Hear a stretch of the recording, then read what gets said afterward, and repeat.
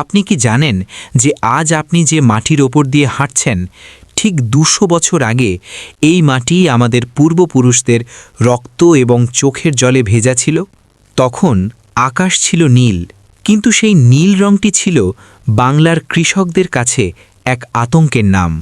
আজ আমরা আপনাদের এমন এক সময়ের গল্প বলবো যখন সোনার বাংলা ব্রিটিশদের নীলকুঠির কারাগারে পরিণত হয়েছিল। চলুন ফিরে যাই ১৮২৬ সালের সেই অন্ধকার দিনে। ১৮২৬ সাল।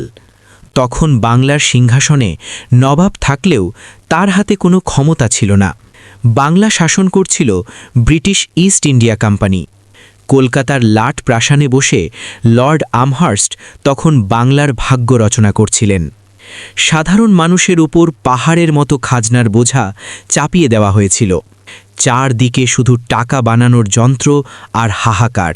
সেই সময় সবচেয়ে বড় ত্রাসের নাম ছিল নীল চাষ। ইউরোপের পোশাক রাঙাতে ব্রিটিশদের প্রচুর নীলের প্রয়োজন ছিল।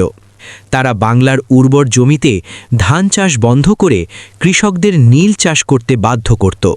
একে বলা হতো দাদন প্রথা।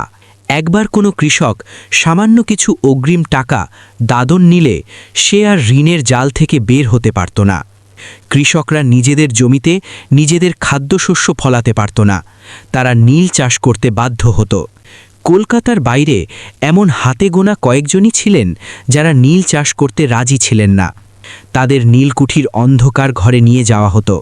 সেখানে চলত অমানবিক নির্যাতন। তাদের ঘর বাড়ি ভেঙে দেওয়া হতো, গবাদি পশু কেড়ে নেওয়া হতো। পরিবারের সম্মান রক্ষা করা কঠিন হয়ে পড়েছিল। ব্রিটিশরা কৃষকের চোখের সামনে তার শেষ সম্বলটুকু দখল করতেও দ্বিধা করত না। এই নীল চাষ ছিল বাংলার মানুষের কাছে এক জীবন্ত নরক। বন্ধুগণ, এই মাটি রক্ষার জন্য আমাদের পূর্বপুরুষেরা যে কী পরিমাণ ত্যাগ স্বীকার করেছেন তা আমরা অনেকেই জানি না।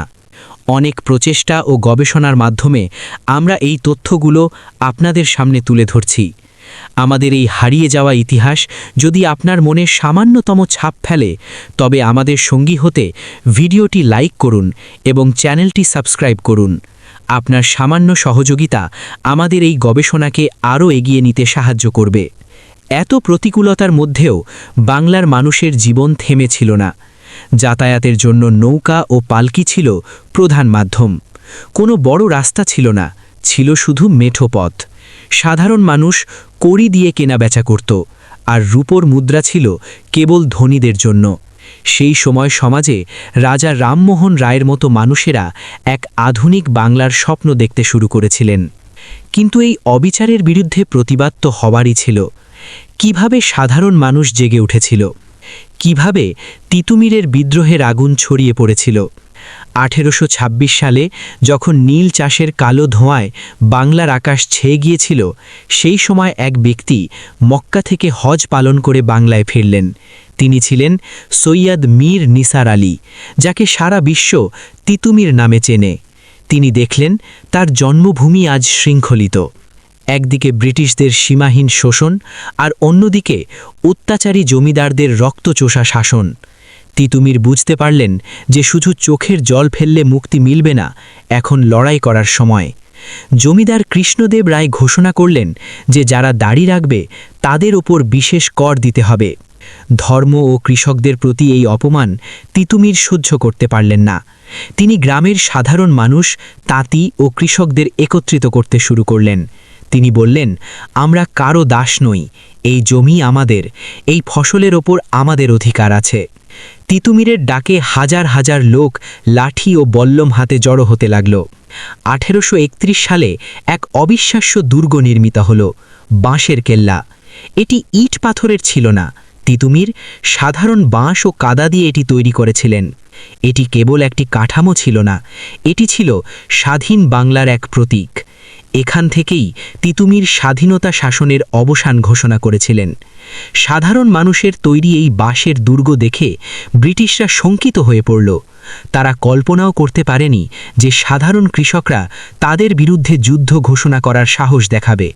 ১৮৩১ সালের ১৯শে নভেম্বর ভোরবেলা লর্ড উইলিয়াম বেন্টিঙ্ক এক বিশাল সেনাবাহিনী পাঠালেন। ব্রিটিশরা ভারী কামান ও ঘোড়াসওয়ার সৈন্য দিয়ে বাঁশের কেল্লাটি ঘিরে ফেলল। শুরু হলো এক অসম যুদ্ধ। একদিকে আধুনিক বারুদ ও কামান, অন্যদিকে তিতুমিরের অতুলনীয় সাহস আর বাঁশের লাঠি। কামানের গোলার আঘাতে বাঁশের কেল্লা ভেঙে পড়তে শুরু করল, কিন্তু কোনো যোদ্ধা পিছু হটল না। তিতুমির লড়াই করতে করতে শাহাদাত বরণ করলেন। তিতুমির আর নেই, কিন্তু তিনি আমাদের মনে স্বাধীনতার আগুন জ্বালিয়ে গেছেন। আজ আমরা যে ইতিহাস দেখছি তা প্রতিটি পাতায় মিশে আছে। তিতুমিরের এই আত্মত্যাগ আমাদের গর্ব। যদি এই বীরত্ব গাথা আপনার রক্তে দোলা দিয়ে থাকে, তবে আমাদের শিকড়ের গল্পগুলোকে বাঁচাতে ভিডিওটি সবার সাথে শেয়ার করুন। আপনাদের সমর্থনই আমাদের শক্তি। ধন্যবাদ।